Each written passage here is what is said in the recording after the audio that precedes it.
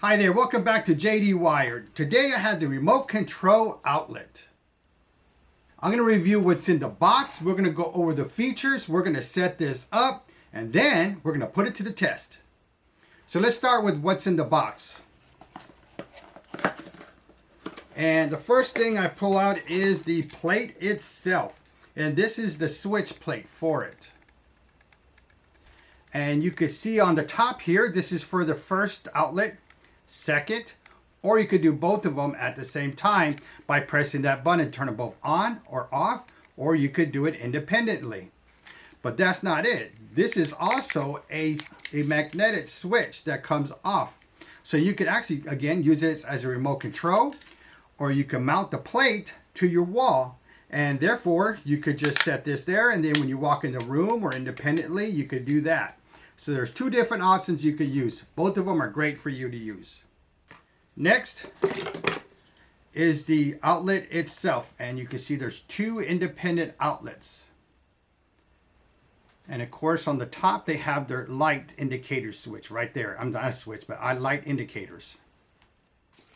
Then we got the manual itself here, and pretty much just goes over the outlet itself, pretty much what it has in there, some features, how to pair it, and all the information that you would need. And of course we'll go over this with this review as well.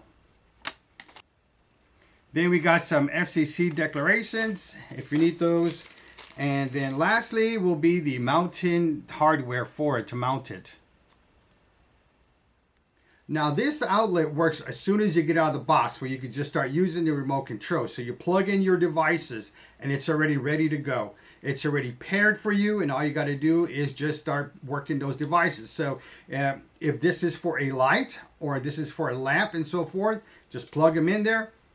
It's all you got to do. Now what I'm going to use this is for my studio here. And I use a lot of the DEWENWILS products already. And you can see I have this remote control. And what this one controls my ATM monitor. It controls my charger. It controls my computer outlet to turn it off and on.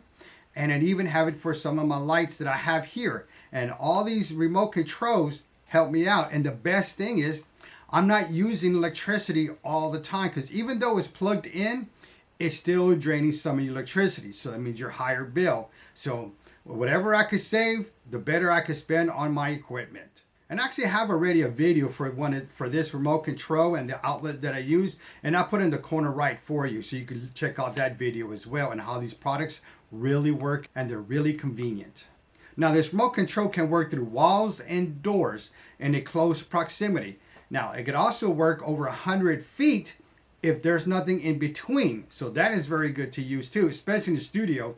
When you're on one part of your studio and the other one part is like 50 feet away or 20 feet, whatever it is, you can just simply use a remote control. Even if it's on the wall, just press it and there you go. Your devices are on or off, whatever you need. And another good thing is that these remote controls, they use a 2032 battery, which is one of the most common circle batteries there is on the market. So you're always going to find them. So this is where I'm going to use the remote control outlet. I got my top light that I use for my podcast or when I do product reviews, unboxing. And also I have this other light that I use for my podcast or other videos that I need special lighting for.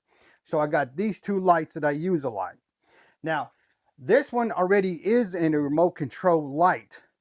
However, if I could use this one to control both of them, and this is the only control that I need, this is going to work out, because I could put the control here when I need it, then I could go back and forth. Now, I do have it controlled with another remote. However, that's used for my other products. So therefore, that remote control is going back and forth a lot.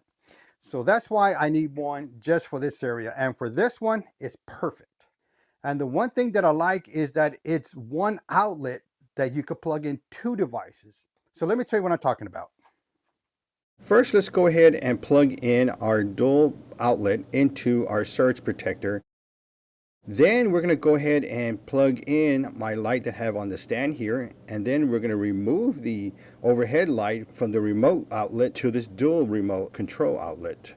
Now this remote control outlet has 2 in 1 compared to the one that I used to have that is powered on that one light. Now I could take that one out and use it for something else. And what I did here is also extended this power strip to additional socket here. This one right here.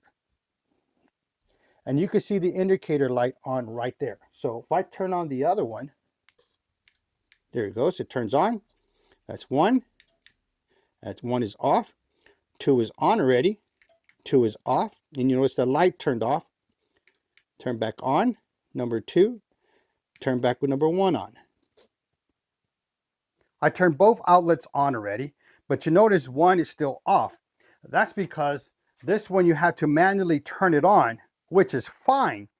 This one uses batteries for a remote, like if you're on the go, which I try not to use those. But rather than hooking this cord up all the time, I would use the batteries a lot. But I don't want to do that anymore.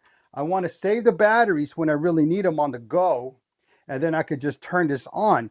And one of the main features that I use this for is so it won't waste electricity by being plugged in, because you could see here, let me show you this one here. That green light, it's always on, so it keeps draining power from my electricity. All right, let me show you this close up now.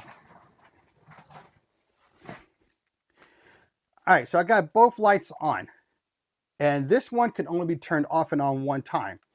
So let's see here. So I got the remote control here.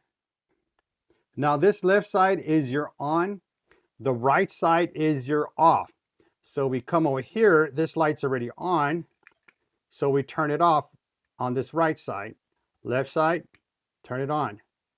Now number one is the main light that I have back there, which is going to be this one here. So now let's go ahead and turn that off on the right side. Now that one you have to manually turn on because it has a lot of power and has a lot of features with that light. Okay, so I got both lights on behind me. Now the first one, the top light, which I have here, number two, if I turn that one off, it turns off. However, we still have the other light on. And remember, that's the one I manually have to go turn off and on. However, I do have an app for that one. And if I want to turn it off, I could just press the off button and it turns off. I want to turn it back on, it turns on. But the main thing is it has to have power to it in order to start working. And that's all I need, is to have power going in there. So once I have the power on, I'm great. And then when I'm done, I could get the remote and turn it off. That means no power is going to that light. Therefore, I'm not overloading any circuit. So these are not just for convenience, it's also for your protection and your safety. And that's why I use the remote control outlets. Now you're probably saying, well, if you have the remote, you still got to do the same thing, go up and down and turn it off and on. Yeah, I do. I do, just one time to turn it on. However, when I'm done, if that plug is still in there, it's still drawing power from the surge protector. Again, not a very good safety thing.